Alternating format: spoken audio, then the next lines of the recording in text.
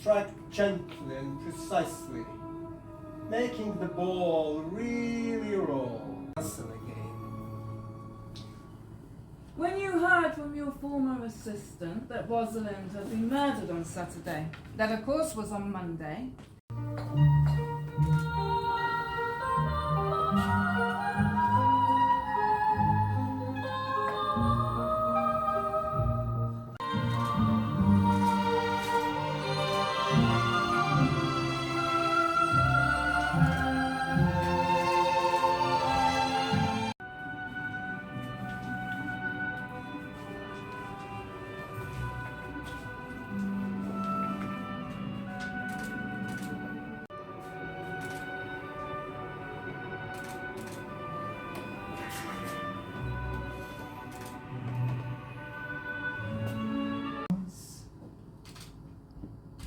Are not witnesses.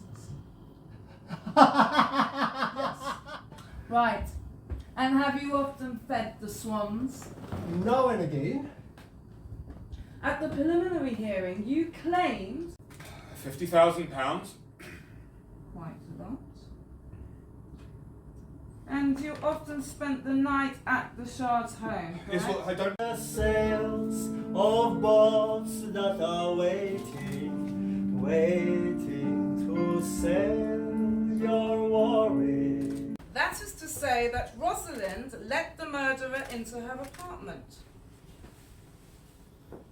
This is contradicted, however.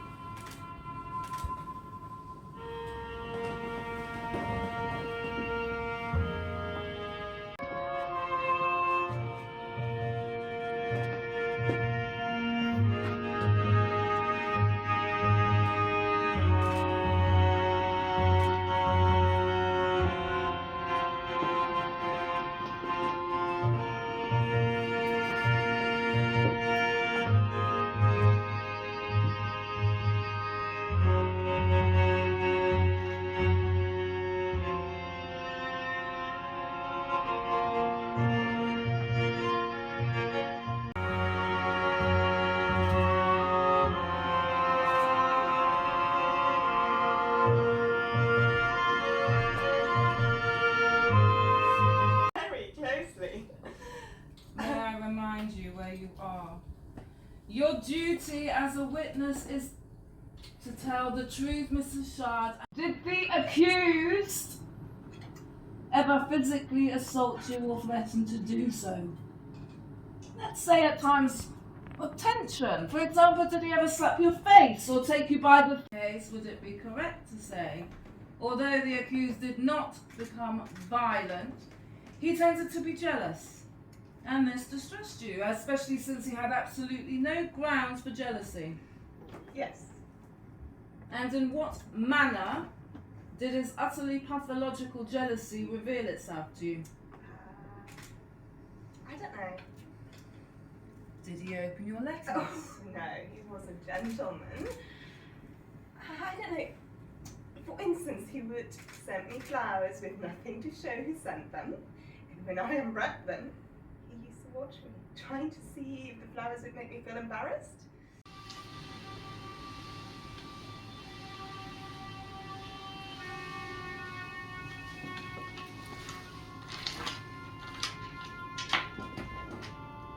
Worse than anything wives can say in evidence are the memories the court does not hear about.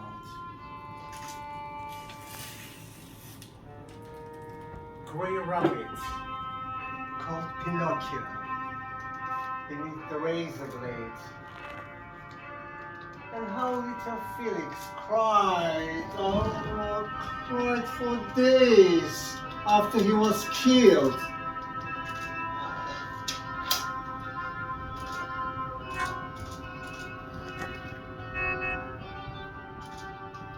His mother bought him another one, but it never meant as much to him as the Korean one. I call wife number 2 to the stand, please. He denies it was a marriage at all. Does he? And, what was your occupation, please? I was his medical assistant. Oh, I see. Poor child. Dr. Schaad, your wife says that you threatened to leave her luggage on the platform and go it alone if she was ever late again. This in the very first year of your marriage. I don't really remember that.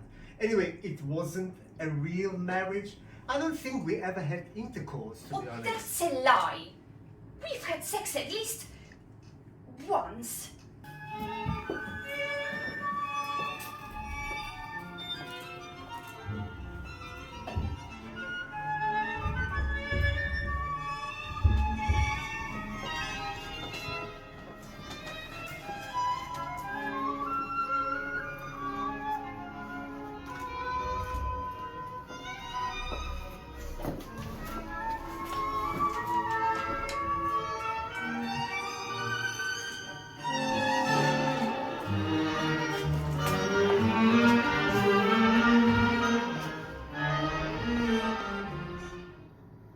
Because you were not listening.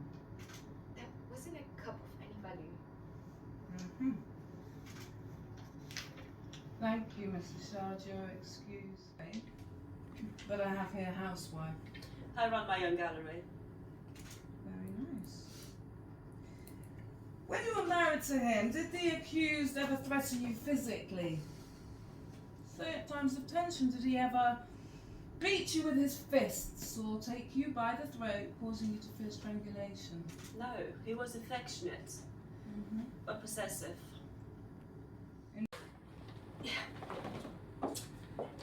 Oh, Helen, please. I have made all this food for you. Homemade food. You could be in here a long time. Bread, butter, cheese, marmalade, sausage, gherkin, hummus, quiche. Very good afternoon to you too, Helen. Oh, Felix, I don't remember. I know you were a... Accused nearly 15 years ago. Naturally, you do not need to give any evidence if you no longer remember. We were both so young. Yes, you say in an earlier testimony that Felix Schaad never threatened you physically. Correct. That he would go down the stairs on his way to work, taking the rubbish out for you. And that on Sundays he would wash up the dishes and so forth. Well, what else do you remember?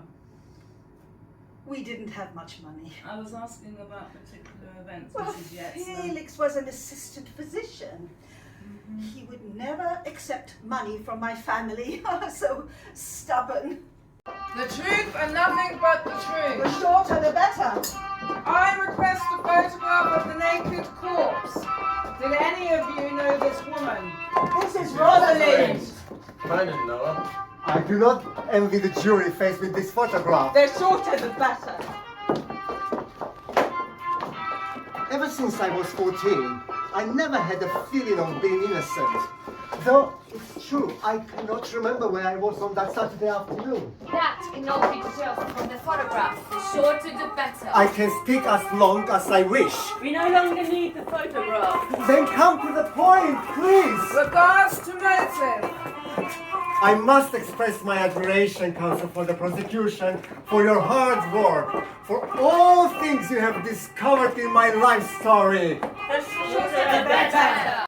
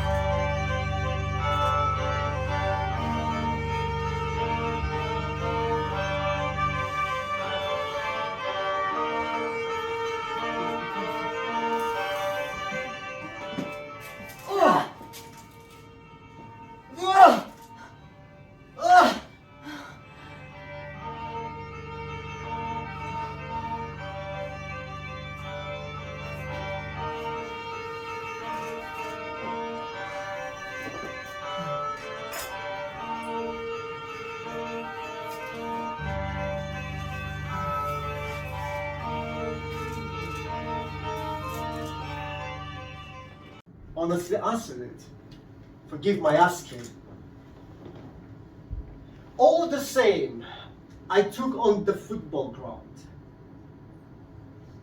What also you told me, but there were two you preferred to forget. And so I eliminated the two linesmen. The rest was enough. You and two complete teams.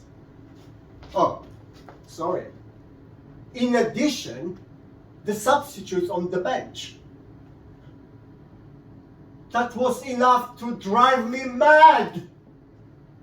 And in the evening, when I see you under the shower, I was scared. Oh! A jellyfish. Notes like that reveal to us a pathological tendency towards jealousy and paranoid tendencies. What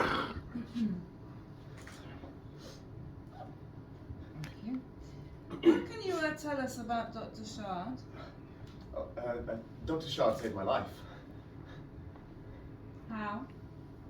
Not as a doctor. He would. I saw him feeding swans, and I went up to him and spoke to him. Although I didn't know it. It was Saturday. I remember that because I had a very important meeting that day. You know, Mr. Rooney, a false testimony is punishable by imprisonment. Your testimony would be a flagrant case and it concerns an alibi for the accused. I'm just telling the truth. Very well. How did Dr. Schaad save your life? I can only say it wasn't what I expected when I went up and spoke to this stranger. He wasn't patronizing. And did Dr. Schaad introduce himself to you? He just listened. The counsel for the prosecution has discovered yet another note with regard to my pathological states. For example, I was watching her peeling asparagus. We talk about this or that, and then I find myself counting the stiff, peeled stalks of asparagus, which reminds me of a bunch of pale penises. 24 of them. Well, it does not seem to be the case. Dr. Schaad, you're always puzzling over women. And if a woman does not conform to your male interpretation, what then? Building of the hospital. Campaigned publicly against sea pollution and personally contributed to the care and accommodation of the refugees. Oh, not to mention his daily work as a highly respected physician. A few years ago, he worked for 3 months in Somalia. He gave numerous lectures in family planning. His contribution there was selfless. And he also spent painstaking years studying acupuncture. And he had great success using the acupuncture on his patients. A man's life, it does not consist solely of marriages. He had also such a great interest in music. He would sing, Edelweiss, Edelweiss, every morning you greet me. Thank you, Mrs. Yates. Thank you, Mrs. Yates. Frequent of absence of erections, as is the case at present. Every woman, underlined, seems inclined to doubt all a man's other capabilities. Wife. We had a Spanish maid. Sometimes Felix would do the cooking when he felt in the mood. He was very generous. I'm sure. Now, in the early years of your marriage, would it be correct to say that before your employment as an assistant, you were dependent on the accused from an economical point of view? Yes, I suppose it would be. I used to play the violin. Oh dear. Oh my. The violin, lovely.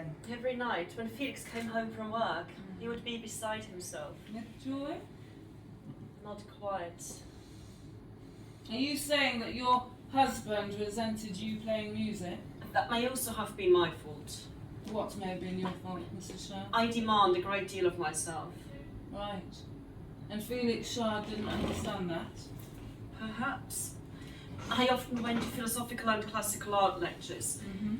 A university of some kind would have suited me better, he thought. Studies of some kind with classes and qualifications. But I could never quite make up my mind what to devote myself to. I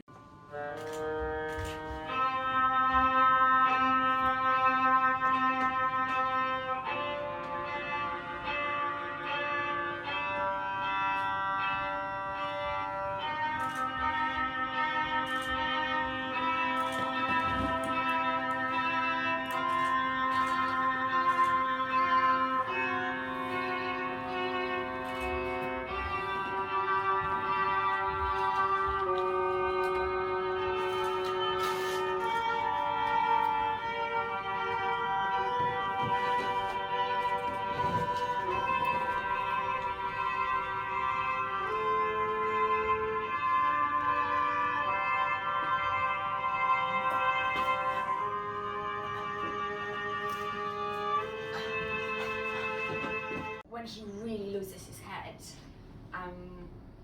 he is capable of ripping his shirt. I've seen it more than once. Or he picks up some object and smashes it in front of me. What sort of object? Whatever is there. Well, can you give me an example, please? If he couldn't do it in front of me, I think he wouldn't do it at all. His spectacles, for instance, his pipe, his favourite cup, right in front of me to punish me. For what? That's exactly what he gets so furious about. I never know what he's trying to punish me for. He once threw his watch out of the window. Right, so, objects, that is to say, belonging to himself. Had enough. This can happen, I suppose, in any marriage. Well, we used to have a dog, and he used to go on walks in the woods with the dog. But when the dog got run over, we didn't want another one. So when things became difficult between us, Felix would go into his study instead of the woods. And it was then, I suppose, he was maybe keeping a diary of some sort. I certainly noticed that. Well, when he came out of his study, he behaved like as if there was nothing more to be said.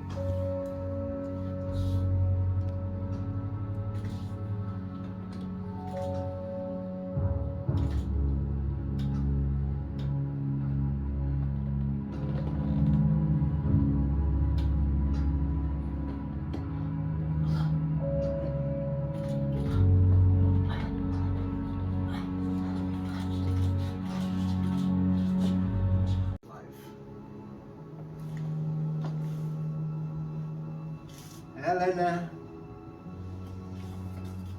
Andrea,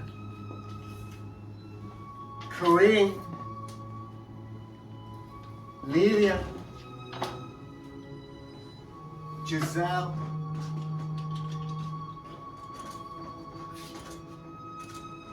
I love them so much.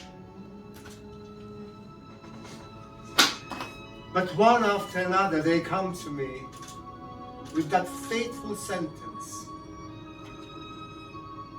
Felix, we need to talk.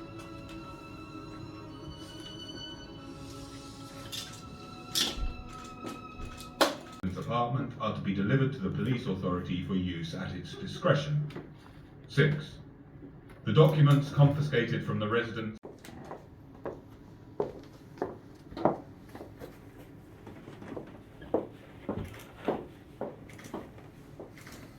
last person you saw in your life? You. Are you still in love with the acquitted? Oh, yes. Did it come to a quarrel that Saturday? Oh, no. Were you wearing a sanitary towel last Saturday? Please pardon the question.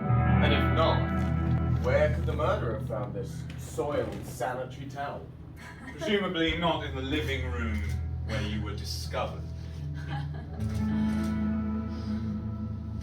Why did you take sleeping pills during the day? To have a rest. Presumably this was the reason why you made no resistance while your feet were being bound together. Or did you assume that it was part of the love play? Who sent or brought you the lilies that were found beside your body? Was it Dr. Schaad? No. Do you recognize the acquitted's tie? Yes. I brought down to earth with a bump, so to speak, when they chanced upon a tie belonging to another man. Yes. As a murder victim, Mrs. Schaad, you cannot be forced to make a statement. However, a statement from you on this matter would be very helpful. Yes. Beautiful to be someone's priority. And everything else is fucking secondary. She had the ability to hear me when I was in absolute silence.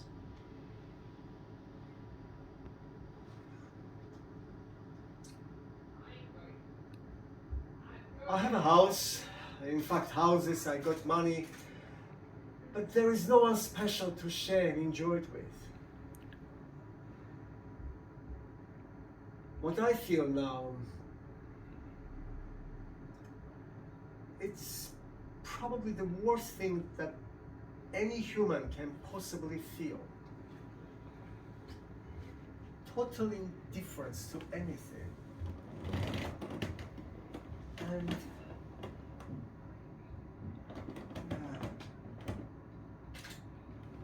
And painful loneliness. And that verdict, acquitted for lack of proof. How does one live with that?